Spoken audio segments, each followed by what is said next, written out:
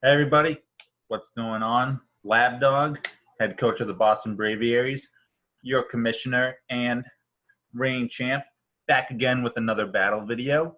And I'm joined by Josh, head coach of the Waco Scizors, to break down our week 5 match. Josh, how's it going? Going fine. I can't believe it's week 5 already. Week Like, 5. just going by real fast. There you go. Only a few left after this. So I'm going to start the video here. We got a little bit of time before the real battle starts, so we can kind of talk a little bit about our prep and everything. So I'll kind of go from my perspective first. Obviously, your team, when I first look at it, it's very ground weak. And I was afraid of a couple of your big hitters, aka Rillaboom and Excadrill, which is why I brought Intimidate, and I threw Earthquake on the Melmetal, which hopefully will come up during Yeah, the it game. did some damage in one turn, too. Yeah, so we look at this, we see what I brought: Gmax Hatterene, Melmetal, Butterfree, Lipard, Hitmontop, and Blastoise. I'm going to lead off with Hitmontop and Lipard, kind of like my support set lead off. Because again, I was thinking you probably lead off with one of your Rillaboom or something. Josh, tell me a little bit about what you brought and what you ended up leading off with. Okay, so I have Gmax Toxtricity, Chandelure, Drifblim, Excadrill, Dracozolt, and Rillaboom. And actually, I had a feeling you would bring Hatterene and Lipard. So I thought at first that I would bring Excadrill and Musharna, actually, and do like a helping hand to Ironhead. Like just straight off the bat, try to take out Hatterene. But the more I thought about it, the more I thought you could just fake out Excadrill, and so that wouldn't really like be a great start. Right. Mm-hmm. Then I thought Musharna Toxtricity, since poison is for the fairy type of Hatterene, I guess, right? Which I actually didn't end up even using. Yeah. The problem with the Gmax sludge moves, or Gmax ooze as it's called, is that it's weaker overall the first time you use it, because it's like Sludge Wave, the non-Gmax move that I have would have probably it was more powerful, but I didn't want to use it. It hits everything though, so yeah, exactly. Like, it's good with your Excadrill out though, because Excadrill is immune to it. So then what I you thought end up leading off with here. I decided to lead off with Toxtricity and Drifblim and go right into an immediate ally switch. I didn't know how you would react to that. Wolf Glick, the ex-world champion himself, has said ally switch is the most toxic move in competitive Pokemon, and I agree with him. And like I lost an earlier match this season because of ally switch spam. And you weren't able to fake out either one of my Pokemon because of Ghost type.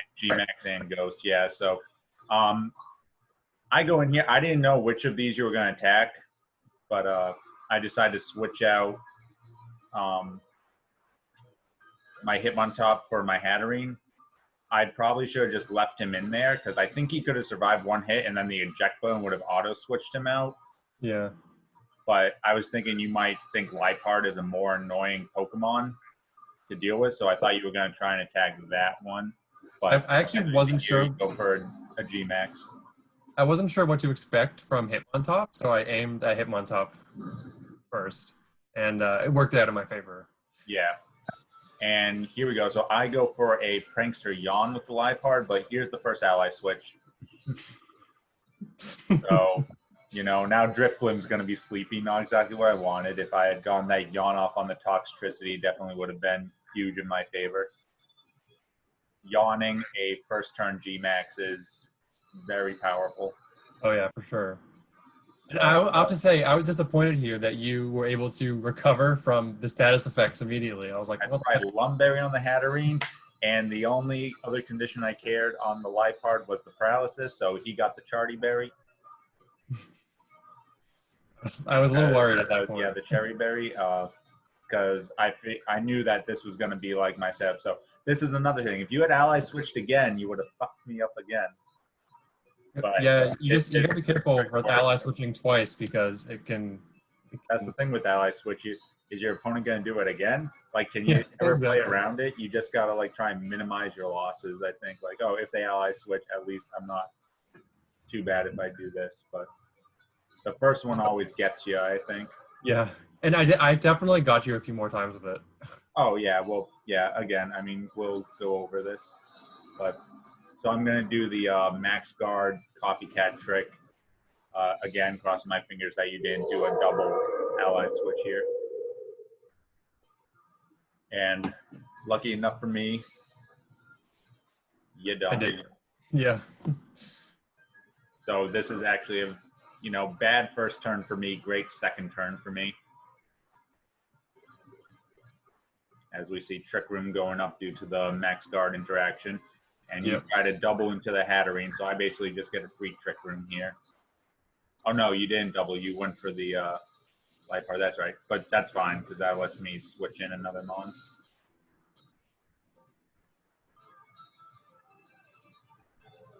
Got that paralysis in, but I don't. It didn't really matter. But yeah, it didn't matter too much. So now Driftbloom goes Nap Nap. yeah. So Trick Room's up, so I'm going to bring out my other Trick Room Sweeper Melmetal, try and get the most out of him.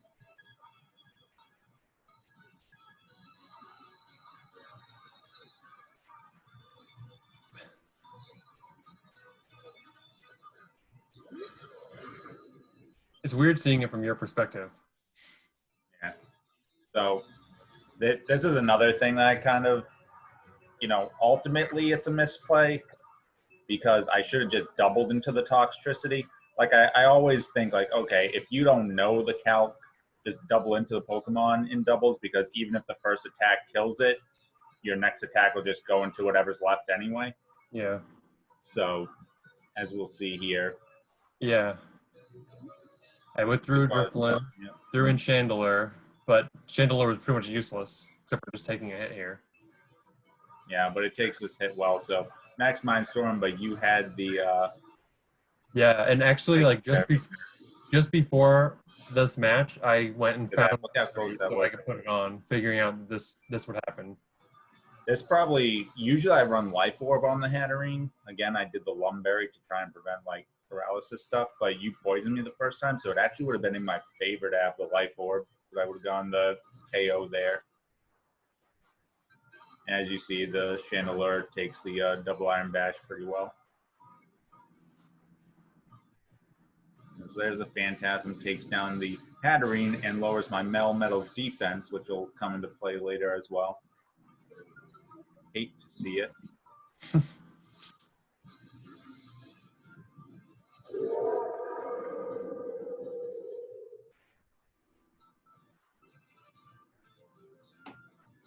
So I'm going to bring out Butterfree.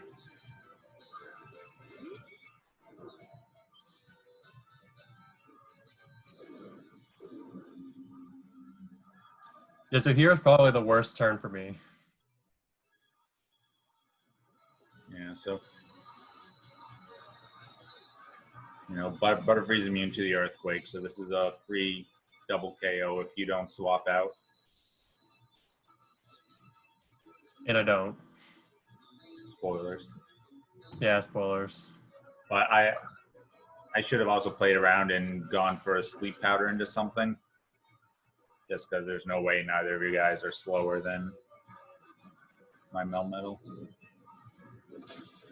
There you go. So Melmetal gets a couple KOs there. And we're back to even, basically, and I have Trick Room up, so I like my position right here. Mm-hmm. We both lost our G-Max Mons and one other Pokemon. You have a Driftbloom asleep. I have Trick Room up for 2 more turns, I believe. Yeah. Oh, I like my position here. Yeah, I was worried at this point. Yeah, Melmetal has a defense drop, which kind of sucks because it's a bulky boy, and usually it survives long enough that Trick Room ends, and you like to have that bulk to try and get one more attack out. So you send out the Driftbloom, very interesting. It was mostly me hoping that I would wake up. Yeah. Fairly quickly. All right, and there's the Excadrill. So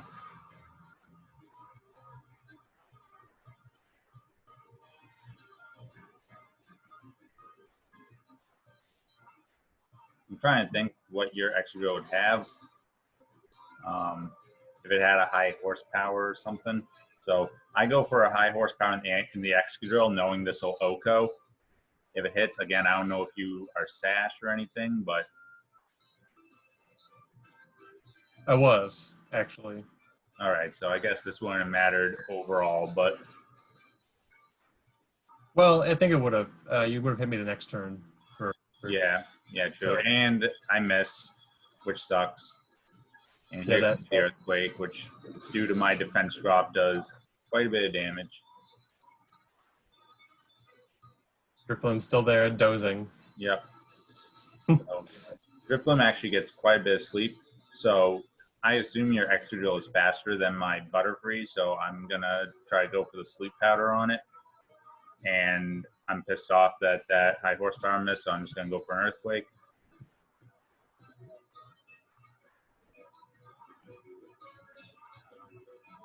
Doesn't affect half of the people. So if I had just done that last turn, this would be a dead extra drill. Oh well, live and learn. Put extra drill to sleep. And yeah, at this point, I was definitely worried because of the sleep. I didn't know what was going to happen. Yeah. So I want to go for a pollen puff here to heal Melmetal. Go for an earthquake. But I got all the sleep turns on Driftblim. Switch doesn't matter for me. earthquake. I think I get on Excadrill. Oh, I get one. Yeah, okay, so that was the fact that Trick Room wore off and that same turn, like, really, that was like a lucky break. Also, I don't even get an attack off with the Butterfree. Right. Because of that as well. So, very bad turn on my part. So, going to bring in Blastoise here. But those last couple turns kind of slipped away the momentum that I had. You know, Melmetal, he has to take advantage of those Trick Room turns and try and get a couple KOs. Yeah.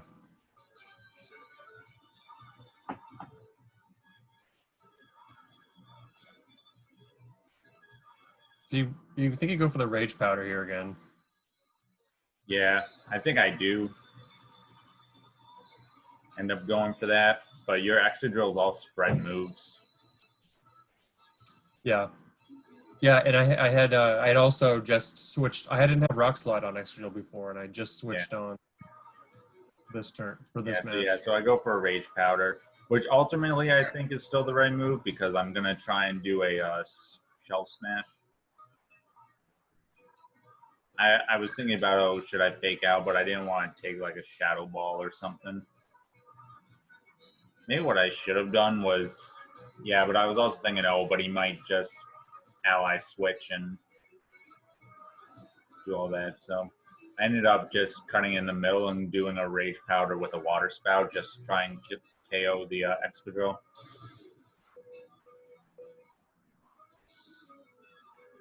Sash on the Butterfree. Here's a Water Spout, so you can get rid of Excadrill.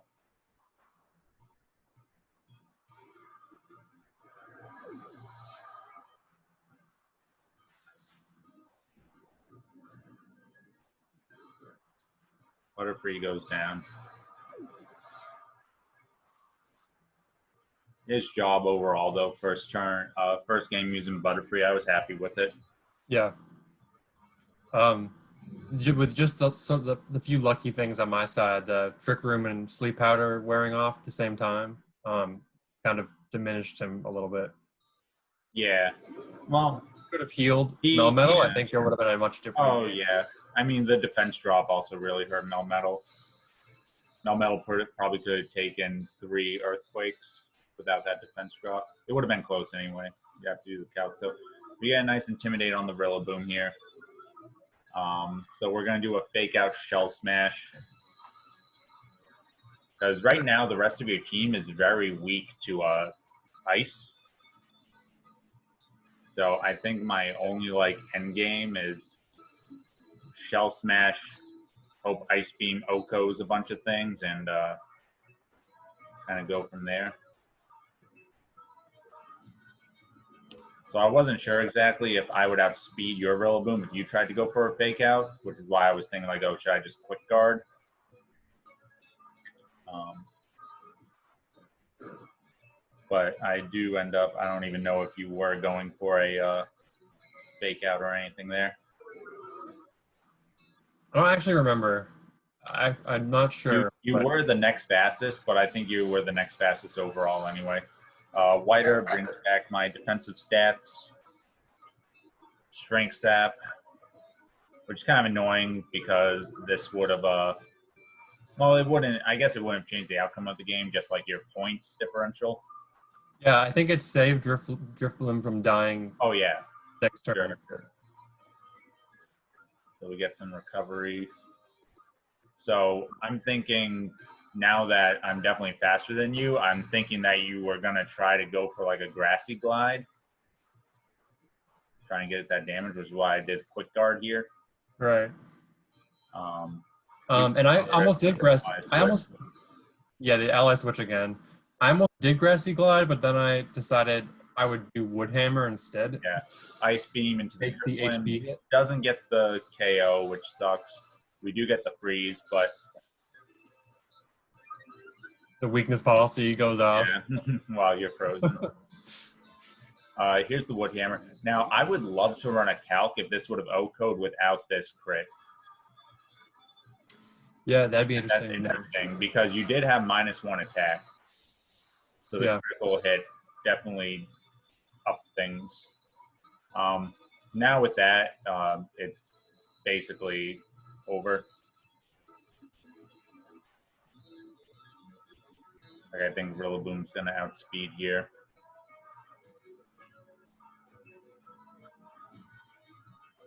Like you still had Drake is all in the back too. Yeah. So, and that was modest max attack Blastoise. So very disappointing that after the Shell Smash, it still wasn't able to. I mean, I think that definitely would have O-code like Rillaboom or Dracozolt, but still surprising that it couldn't KO the Drifblim. I switched in Dracozolt there in case, just to save Drifblim dying last turn. There you go. So, yeah, but another crit too. You get back-to-back crits. Again, not that it would matter because close combat I don't think would have KO. Well, it might have with recoil, but yep. So there you have it. Waco Scizors get their 4th win of the season, 4-1 now. 3 Pokemon remaining. The Boston Braviaries dropped to 2-3. Yeah. Anything else you want to say about that, Josh? So you had a couple key ally switches. Definitely a lucky 1-turn sleep on the Excadrill. Yeah. Yeah, I think it wasn't just that too. It was the Trick Room ending that turn too. Yeah, it's just kind of like the perfect storm. But yeah, like you're right. I think my last 2 Pokemon were particularly weak to ice, so it could have. I mean, even without the Excadrill, things could have totally changed. Ice and ground.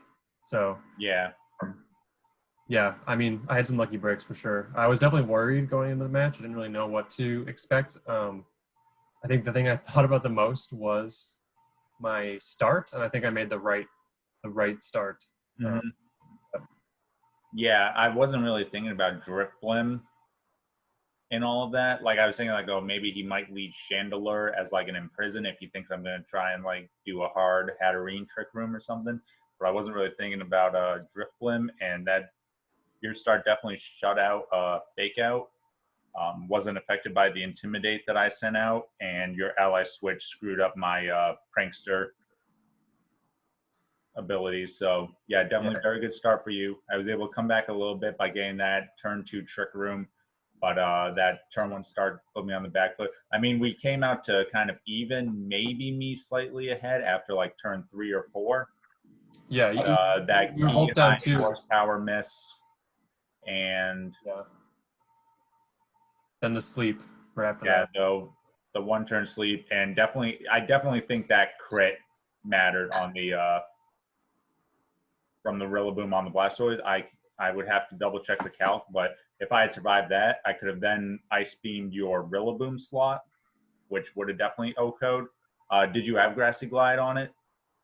Yes. Okay, well, you could have grassy glide and killed me, most likely then, so maybe it wouldn't have mattered. Yeah, with I picked Woodhammer because I didn't think Grassy Glide would do enough Yeah, damage, but with after doing a Woodhammer hit, it would definitely take you out. yeah, for sure. For sure, yeah. That's a good point. So probably with the glassy glide, it wouldn't have mattered. So that was a key ally switch on your part. Yeah. All Yeah. right, Josh, thanks for Game. joining me. No problem. Yeah, and good luck the rest of the season. 3 more games, and then we'll be in the playoffs. Thanks. For the rest of you guys, enjoy the battle videos and keep battling. 5S all the way.